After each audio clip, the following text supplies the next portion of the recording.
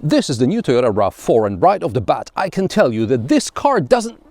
Okay, I can't tell you now because A, YouTube might demonetize this video, and B, I don't want to spoil it for you, so stick around until the end. I'll just say that the price Toyota is charging for this car makes it a very tough sell with all the new Chinese competition lurking around. And why are there these aftermarket looking struts under the bonnet? That's all coming up in this review. Let's go! What's new? Toyota took a very Japanese approach to the project and introduced a multitude of very subtle improvements that aren't immediately visible. So, the body is stiffer and lighter. Stiffer by exactly 9.7% compared to the previous generation. Couldn't they make it an even 10%? Changes to the suspension mounting points increased the chassis stability by 31% in the front and 27% in the rear, and that translates into improved handling. When was the last time you heard something like that from a Chinese car maker? Or changes to the mounting points and the A-pillar design combined with high damping adhesive in the floor tunnel effectively reduce unwanted vibrations. Also, new sliding elements in the shock absorbers smooth out the ride at low speeds, while softer bushings further reduce vibrations transmitted from the road. The optimized shape of the new wing mirrors and the A-pillar profile, as well as improved door seals, have reduced wind noise. We'll talk about the wing mirrors in a moment in the context of visibility. The Toyota RAV4 debuted in 1994 and is now in its 6th generation. Over 30 years, the RAV4 has sold 15 million cars worldwide, including 2.5 million in Europe. This makes it Toyota's most popular SUV. Visible changes include a new front end with headlights reminiscent of those in the pre-facelift Aygo Cross.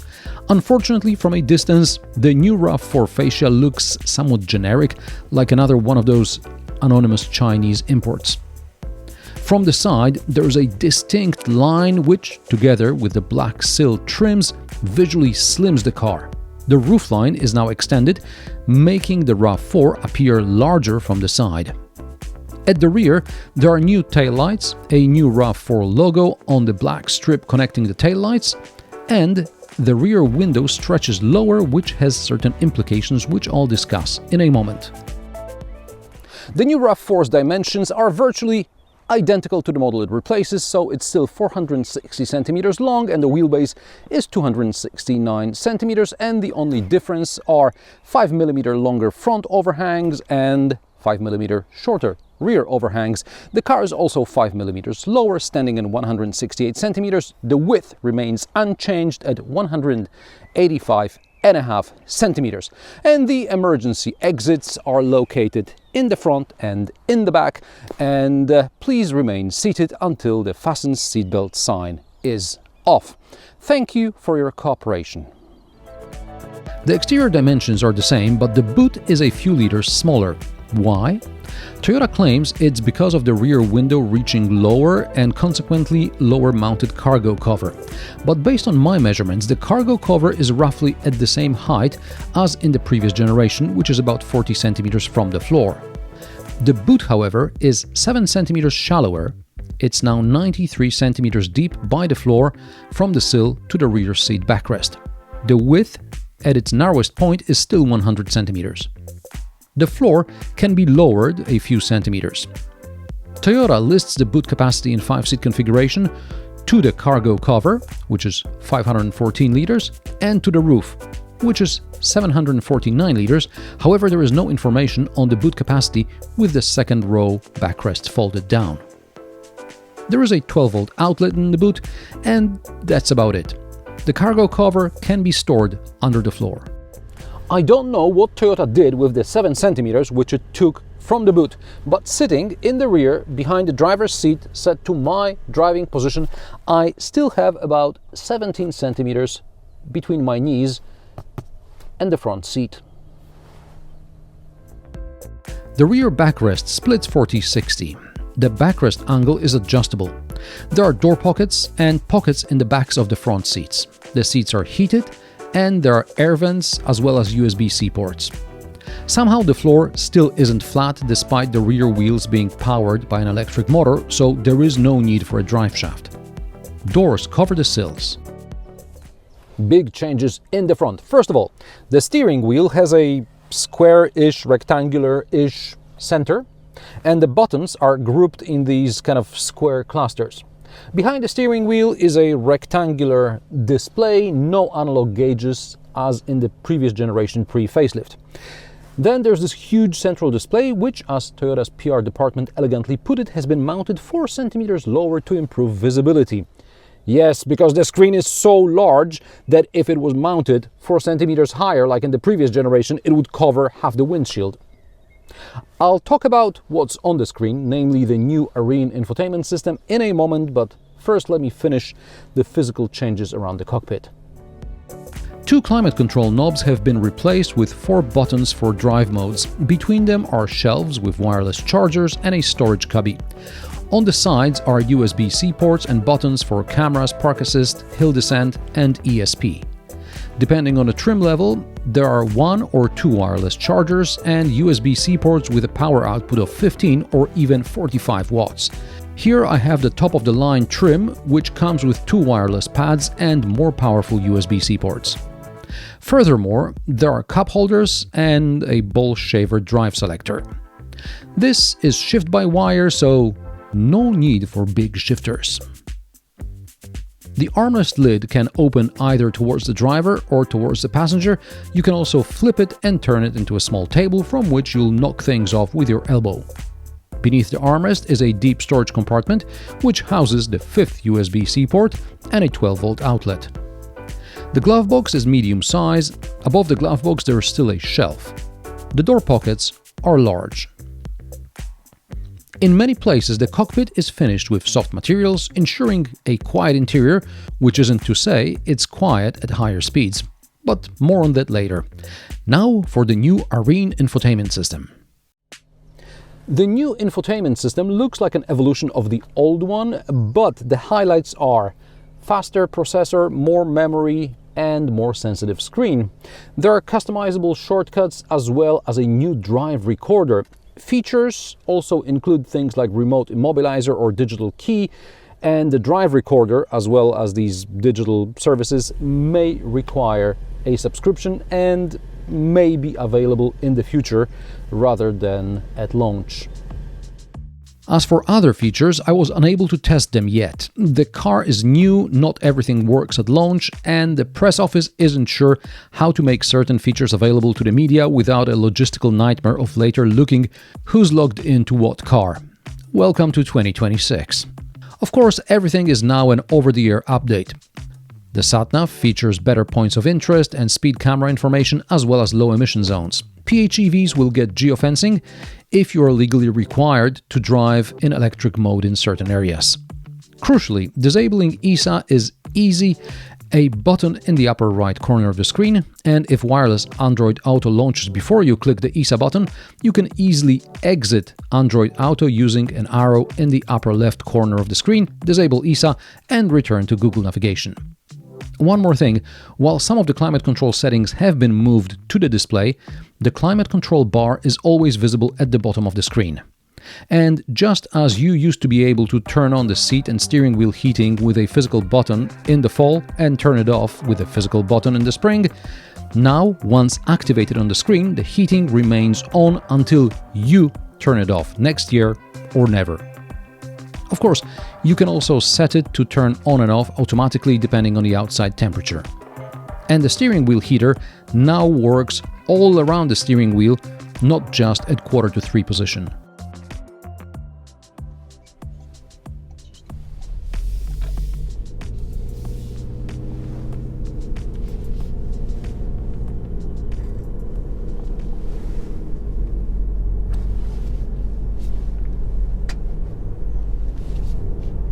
The Toyota RAV4 comes in several flavors. There's the regular hybrid or the plug-in hybrid, both with the choice of front-wheel or all-wheel drive. Power ranges from 185 to 309 horsepower, all have a top speed electronically governed at 180 km per hour, all have a 55-litre fuel tank. Front-wheel drive versions can tow up to 800 kilograms, while the all-wheel drive versions can tow up to 2 tons. The regular hybrid has a 1.09 kilowatt-hour battery, while the PHEV has roughly 25% more capacity, nearly 23 kilowatt-hours, which should give it 120 to 130 kilometers of zero-emissions range. The battery in the regular hybrid is 86 millimeters narrower and 11 millimeters shorter. It also has fewer components. This is an all-wheel drive hybrid. The claimed 0 to 100 km per hour time is 7.7 seconds. I checked and achieved 7.8 seconds in sport mode and 8.1 seconds in normal mode. The promised fuel consumption for this version is around 5.5 liters per 100 kilometers. In city traffic, I've even seen it go below 5 liters per 100 kilometers, and on expressways, it's around 6 liters per 100 kilometers. The car is set up for comfort, but it's not too soft. The steering is precise and like in other Toyota models over the last several years, and you can feel it could do much more in the corners if it weren't for the hybrid powertrain, which takes away steering by adding or removing throttle. However, the improved hybrid system is better in everyday use than in the previous version. The car runs on electric power a lot more often, and when you accelerate, the sound only becomes unpleasant when you press the accelerator really hard. Let's say that for 2/3 of the pedal's travel, the engine revving kind of matches acceleration. Only when you floor it, then it whines without a sense of how fast you're going. Unfortunately, the car is still noisy on highways. The cabin soundproofing could be better. But the brakes are good and the driver aids aren't annoying.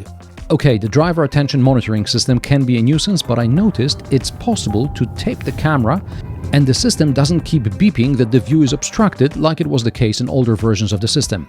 Perhaps someone read the regulations thoroughly and interpreted them in favor of the driver. It's a shame Toyota still hasn't paired the low beams with a rain sensor. You can tell a Toyota or a Lexus from a mile away in the rain because they are using their daytime running lights. Also, for the first few days, I complained about visibility around the A-pillars, the optimized wing mirrors and the A-pillar profile. And then I picked up a Chinese SUV for the next review, and it turns out that Toyota RAV4 has actually great visibility, but the Chinese SUV set the bar very low.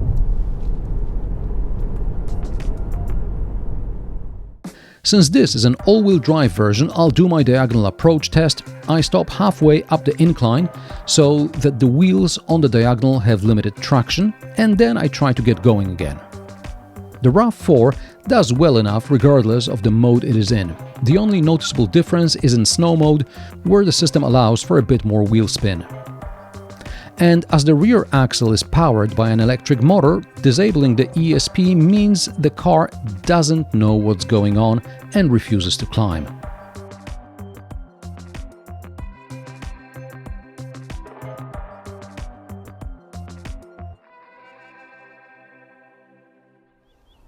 While filming beauty shots, I noticed gas struts under the bonnet.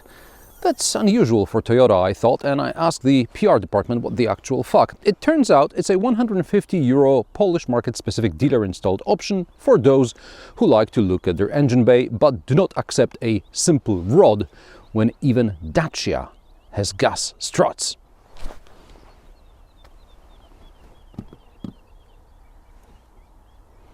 It's a hybrid, self-charging. And it's got things. Price of the new Toyota RAV4 start at €43,990 for the base trim in front-wheel drive. Toyota is of course renowned for its reliability, high residuals, and you can be certain it won't disappear from the market next year. However, when you have Chinese competition starting €15,000 below the base RAV4 and bigger, better equipped PHEVs cost less than Toyota's PHEVs, it'll be a hard sell. for Toyota and for other legacy automakers. This is the highest non-GR Sport version all-wheel drive regular hybrid with options. It costs €56,580. The Toyota RAV4 doesn't piss me off. If you like driving and don't treat cars as a chore, there's no way you won't see the RAV4 is a better car than whatever Chinese SUV is available in Europe today. However, is it €15,000 better? It'll take more than a free set of floor mats to sweeten the deal. And how about you? Are you taking Chinese cars into consideration when looking for a new ride, or maybe you rather stick to what you know? What speaks in favor of one or the other option? Let me know in the comment section below. If you like my sarcastic, down-to-earth and possibly mildly amusing car reviews, join me every Friday at 3 p.m. Central European Time, and don't forget to subscribe and like this video as it helps me with the YouTube algorithm. Thanks for watching, and I will see you in the next one.